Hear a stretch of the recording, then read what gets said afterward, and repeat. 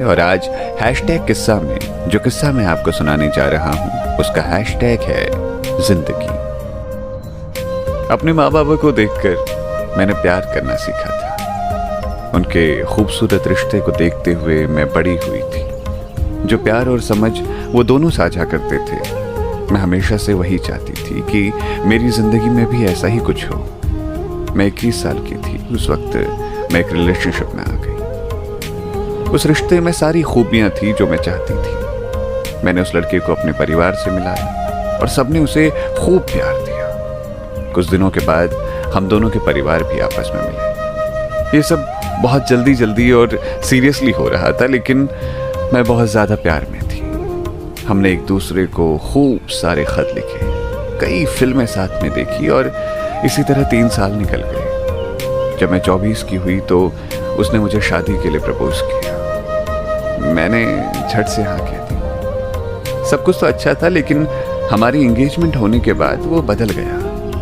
मैं एक फोटोग्राफर थी तो मेरे काम का वक्त थोड़ा अटपटा सा था और कभी कभी तो रात में भी इस काम की वजह से बाहर रहना पड़ता था और ये चीज उसे परेशान करने लगी। कुछ ही टाइम बाद वो मेरे साथ शूट्स पे जाने लगा।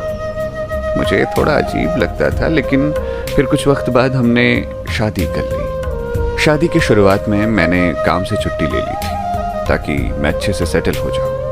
फिर कुछ वक्त बाद मैंने वापस से ज्वाइन करने का सोचा और जब इस बारे में मैंने उससे बात की तो उसने बोला, मैं हम दोनों के लिए कमा रहा हूं ना, तो तुमको ज़रूरत क्या है काम करने की।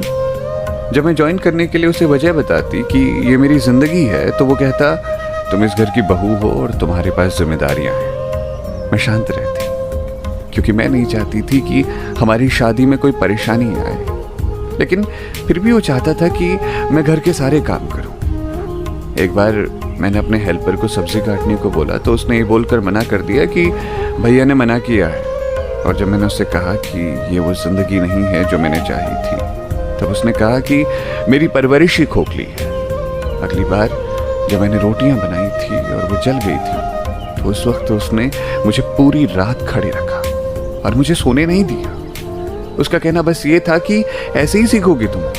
और जब मैंने ये बात अपनी सासू माँ को बताई तो उन्होंने कहा, वो जैसा कहता है वैसा करो। मैं अपने माँ बाबा के पास जाना चाहती थी, लेकिन मुझे इसकी इजाज़त नहीं मिली और उसकी मुझे ना सोने देने वाली पनिशमेंट हर दिन की बात हो गई। एक बार तो उसने मुझे पूरी रात शावर के नीचे खड़ा रखा, बस इसीलिए क्योंकि मैंने हल्की सी झपकी ले ली थी। मैं थक चुकी थी कि मैं लड़ाई कर सकूं, लेकिन तभी माँ को एहसास हुआ कि कुछ तो गलत हो रहा है। एक दिन वो मेरे पति के घर आई और मुझे अपने साथ हमारे घर ले आई। हालांकि मेरे पति ने उन्हें रोकने की कोशिश भी की, लेकिन माँ के आगे किसकी चल पाती थी। मैं जब अपने घर पहुंची तो मुझे सुकून की सांस मिली और मैं सो गई। एक बार मैं सोई तो वापस 12 घंटे बाद मेरी नींद खुली। बाबा ने मुझसे पूछा, सब ठीक है ना? मैं टूट गई। मैंने रोते हुए उन्हें सारी बातें बता दी। वो सारी बातें सुनकर हैरान हो गए। अब कोई चांस नहीं था कि वो मुझे वापस उसके पास भेजने वाले थे। 2 हफ्ते बाद मेरे पति ने बिना मुझे बताए एक डाइवोर्स लेटर भेज दिया। यहाँ तक कि उसके परिवार के लोगों ने हमारे सारे रिश्तेदारों को ये खबर पहुँचा दी कि मैं मानसिक रूप से बीमार हूँ। मुझे पैनिक अटैक्स आने लगे और मैंने थेरेपी लेनी शुरू कर दी। तब मुझे एहसास हुआ कि मेरे साथ मनोवैज्ञानिक रूप से दुर्व्यवहार हो रहा था।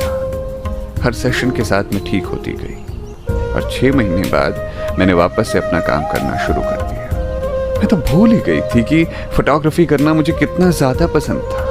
खैर 7 महीने पहले हमारा तलाक हो गया। उस दिन मैंने और माँ ने कुछ पकवान बनाकर खुशियाँ मनाई और नई जिंदगी की शुरुआत की।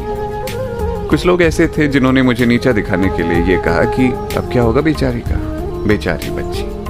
लेकिन मुझे कोई फर्क नहीं पड़ा क्योंकि मैं कोई बेचारी नहीं थी।